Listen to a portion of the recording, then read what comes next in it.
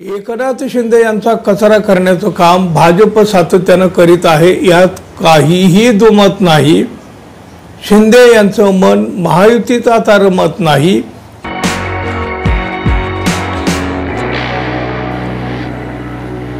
मित्रहो नमस्कार। राजकारण म्हटलं की अनेकदा थेट बोलण्याचं नेहमी टाळलं जातं बघा, पण इशाऱ्यामध्ये बरंच काही सांगून टाकलं जातं। अहो बरंच काही नव्हे, सगळंच पोहोचवलं जातं, पण ते फक्त इशाऱ्यात।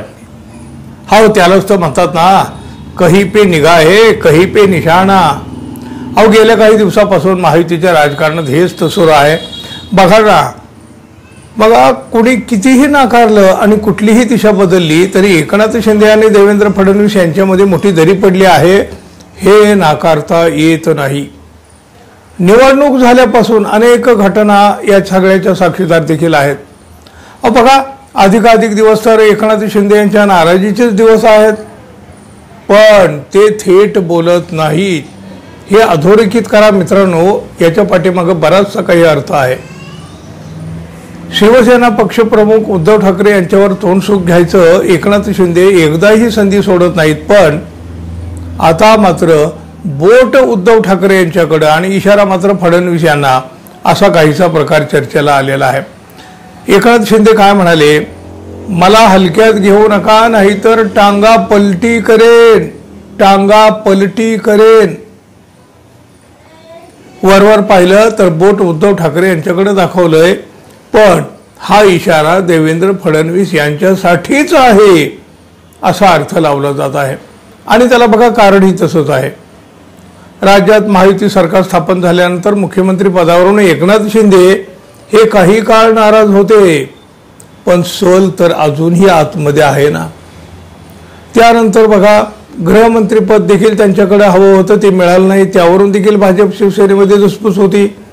त्यानंतर देवेंद्र फडणवीस आणि एकनाथ शिंदे यांच्यामध्ये राजकीय संघर्ष सुरू असल्याच्या चर्चा सातत्यानं होत आहेत। आणि याच दरम्यान एकनाथ शिंदे यांच्या वक्तव्याचा आता वेगवेगळा असा अर्थ काढला जात आहे, अर्थ लावला जात आहे। नागपूरमध्ये उपमुख्यमंत्री एकनाथ शिंदे यांनी हे जे वक्तव्य केलं, त्या वक्तव्याची चर्चा तर सुरूच आहे। चर्चा बघा, पत्रकारांनी जेव्हा एकनाथ शिंदे यांना प्रश्न विचारला त्यावर एकनाथ शिंदे म्हणाले, मी तर आधी सांगितलं होतं की मला हलक्यात घेऊ नका, मी एक कार्यकर्ता आहे आणि तेही सामान्य कार्यकर्ता। मी बाळासाहेब ठाकरे आणि आनंद दिघे यांचा कार्यकर्ता आहे, त्यामुळे हे लक्षात घेतलं पाहिजे की मला हलक्यात घेऊ नये। 2022 मध्ये टांगा पलटी केला होता, सरकार बदलले होते आणि सामान्य जनतेचे सरकार आम्ही आणले, त्यामुळे मला हलक्यात घेऊ नये। हा इशारा ज्यांना समजायचा त्यांनी समजावा। म्हणजे बघा, त्यांनी हा इशारा कोणाला दिलाय? उद्धव ठाकरे यांचं त्यांनी नावही घेतलं नाही आणि त्यांचा संदर्भही इथं कुठं जोडला नाही। शिवाय त्यांनी थेट म्हटलंय की हा इशारा ज्यांना समजायचा त्यांनी समजावा। आणि याच एका वाक्यामध्ये सगळं काही आलं आहे मित्रांनो। सध्या एकनाथ शिंदे यांना हलक्यात कोण घेत आहे तर भाजप। एकनाथ शिंदे यांची कुठलीच मागणी भाजपा मान्य करीत नाही। एकनाथ शिंदे यांच्या नाराजीची साधीशी दखलही भाजपा घेत नाही। एकनाथ शिंदे मंत्रिमंडळाच्या बैठकीला दांडी मारत आहेत, अनेक ठिकाणी त्यांची अनुपस्थितीच असते। ते रुसून गावी निघून गेले तरी भाजपा त्यांचा रुसवा काढण्याच्या भानगडीतही पडत नाही। अहो महायुती म्हटलं जातं हो, पण कोणाचा पायपूस कोणाच्या पायात राहिलेलाच नाही। अहो काय चाललंय नक्की महायुतीमध्ये? आणि हाच प्रश्न महाराष्ट्रातील अनेकांच्या मनामध्ये डोकावून जात आहे। कारण महायुतीचे मुख्यमंत्री पदापासून खाते वाटपापर्यंत जे काही झाले त्यात नाराजीचे सूर अनेकदा ऐकले। त्यानंतर एकनाथ शिंदे यांच्या अचानक दरेगावी निघून जाणं, प्रकृती अस्वास्थ्य आणि त्या काळात माध्यमांशी कमी झालेला संवाद किंवा दुसऱ्या फळीतील नेत्यांची भाजप नेत्यांना संबोधन केलेली वक्तव्य असो, या सगळ्या घडामोडीच्या पार्श्वभूमीवर महायुतीत आलबेल नाही असे अंदाज लावले गेलेले आहेत। तर दुसरीकडे एकनाथ शिंदे आणि देवेंद्र फडणवीस या मातब्बर नेत्यामध्ये कोल्ड वॉर, ज्याला शीत युद्ध म्हणतो आपण, हे कोल्ड वॉर सुरू असल्याच्या चर्चा देखील आहेत. काही मुद्द्यावरून या दोन्ही नेत्यामध्ये मतभेद आहेत हे तर नेहमीच म्हटलं जातं, तशी चर्चाही होतात.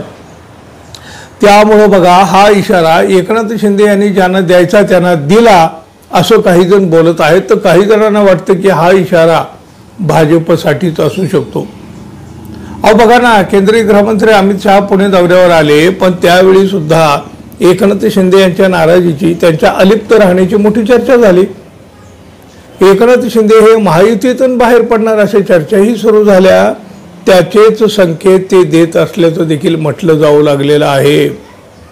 एकनाथ शिंदे यांचा कचरा करण्याचं काम भाजप सातत्यानं करीत आहे, यात काहीही दुमत नाही.